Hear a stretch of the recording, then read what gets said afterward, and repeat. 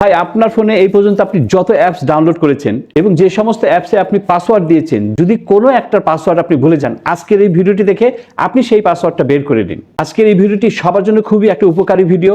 আপনার টাইমলাইনে আপনি শেয়ার করে রাখুন, পরবর্তীতে আপনার কাজে আসতে পারে। এছাড়া আপনার আশেপাশে যারা রয়েছে তাদেরকেও জানার সুযোগ করে দিন। এই কাজটি করার জন্য আপনাকে গুগল ব্রাউজারে প্রবেশ করতে হবে। এখানে এসে আপনি টাইপ করবেন Google password. Google password manager দেখছেন, এখানে আপনি ট্যাপ করে দিবেন। ট্যাপ করার সাথে সাথে দেখবেন আপনি এই পর্যন্ত যত অ্যাপসে পাসওয়ার্ড দিয়েছেন সমস্ত অ্যাপস এখানে আপনার শো করবে। আপনি যদি কখনো আপনার মোবাইল রিসেটও করেন তাহলে কিন্তু এই পাসওয়ার্ডগুলো থাকবে গুগল ম্যানেজারে। স্বাভাবিকভাবে আপনাদের একটা প্রশ্ন হতে পারে যে ভাই কেমন করে এটা সম্ভব?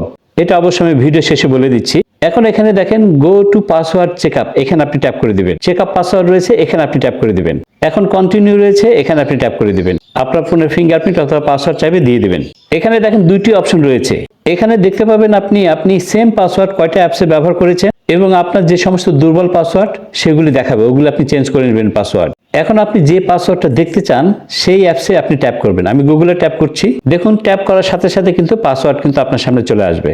এটা কিভাবে সম্ভব? এটার কারণ হচ্ছে আপনি যে জিমেল অ্যাড্রেস দিয়ে আপনার এই গুগলটা খোলা রাখেন সেই জিমেলের আন্ডারে কিন্তু এই পাসওয়ার্ডগুলি সেভ থাকবে।